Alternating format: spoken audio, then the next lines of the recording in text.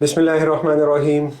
Dear students, आज नए question के साथ और आज का जो सवाल है वो कंट्रोल अकाउंट से है, जो कि हमने FA1 के अंदर, FA2 के अंदर और अब FFA के अंदर तीसरा हमारा पेपर है जिसमें हम ये कंट्रोल अकाउंट देखते आ रहे हैं। तो इसलिए अब ये आपके लिए सवाल इतना मुश्किल नहीं होगा, बहुत आसान होगा।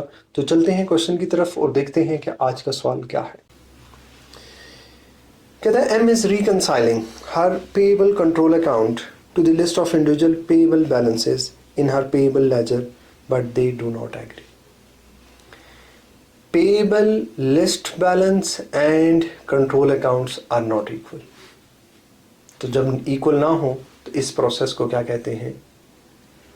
Control account reconciliation. Control account reconciliation is the process in which we reconcile list of balance, individual balances with control account. तो कहता है बैलेंस नहीं हो रहा, तो क्या फिर हमसे क्या मांग रहा है? कहता है which two of the following errors could account for the difference between the payables control account and the list of individual balance in the payables ledger. Which two of the following errors? कहता कौन से ऐसे दो errors हैं जिनकी वजह से ये बैलेंस नहीं होगा? तो पहला क्या है? कहता है supplier account of 2129 has been omitted from the list of individual balances. कहता है आपने एक सप्लायर का बैलेंस इंडिविजुअल लिस्ट से ओमिट कर दिया, तो बताओ क्या लिस्ट का बैलेंस ठीक होगा? हाँ, नहीं ठीक होगा, ठीक नहीं होगा। पहला एरर हमने देख लिया। तो अब तीन में से कोई एक और एरर भी है, देखते हैं क्या कहता है। An invoice of 6568 has been incorrectly recorded in the individual payable ledger of Smith and Son instead of किसी और एक सप्लायर की जगह किसी दूसरे सप्लायर, एक कस्टमर की जगह किसी दूसरे कस्टमर के नाम पे लिख देना। तो ऐसा टोटल के ऊपर, लिस्ट के टोटल के ऊपर कोई फर्क नहीं पड़ेगा। आपने आमिर का बैलेंस कामरान के बैलेंस में लिख दिया, आपने कामरान का बैलेंस हमजा के बैलेंस में लिख दिया। ये सारे कौन थे? ये सारे कस्टमर्स थे। ये सारे कौन थे? ये सारे सप्लायर थे। तो नाम बदलने से टोटल पे कोई फर्क नहीं आता, तो ये एरर नहीं है। तो नेक्स्ट सी पढ़ते हैं। सी में क्या कहता है? कहता है an invoice for $230 was omitted from the purchase day book. अल्लाहु अकबर। देखें, कहता है परचेज डे बुक के अंदर से, परचेज डे बुक से $230 आपने बिल्कुल ओमिट कर दिया, रिकॉर्ड ही ना किया। तो जब परचेज डे बुक में एक चीज रिकॉर्ड नहीं करेंगे, मैं बार बार कह चुका हूं, इसका इफेक्ट दोनों पे नहीं आएगा। जब डे बुक में ही नहीं है, फिर वो इंडिविजुअल लेजर्स में भी नहीं जाएगा।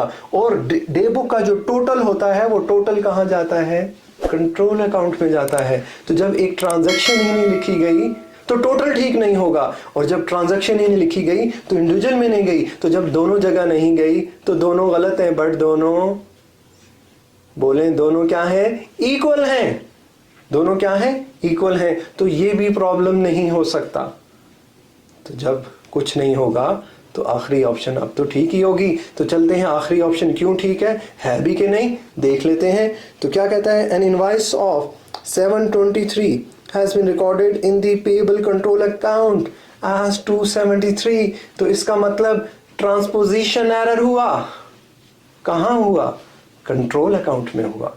तो क्या कंट्रोल अकाउंट का बैलेंस ठीक आएगा? तो आंसर है नो, कंट्रोल अकाउंट का बैलेंस ठीक नहीं होगा। तो जब कंट्रोल अकाउंट का बैलेंस ठीक नहीं होगा, इंडिविजुअल का बैलेंस ठीक होगा, तो ये दोनों आपस में एग्री नहीं करेंगे। तो हमसे क्या पूछ रहा था? हमसे एग्जामिनर ने पूछा बताओ वो दो एरर्स जहां पे लिस्ट और कंट्रोल आपस में मैच ना करता हो। तो ये वो राइट ऑप्शन था जहां पे लिस्ट और कंट्रोल आपस में मैच नहीं कर रहा। तो मैंने आपके सामने ये सवाल खोल के रख दिया कि किस तरह से एग्जामिनर हमसे किस तरह से क्वेश्चंस पूछ रहा है।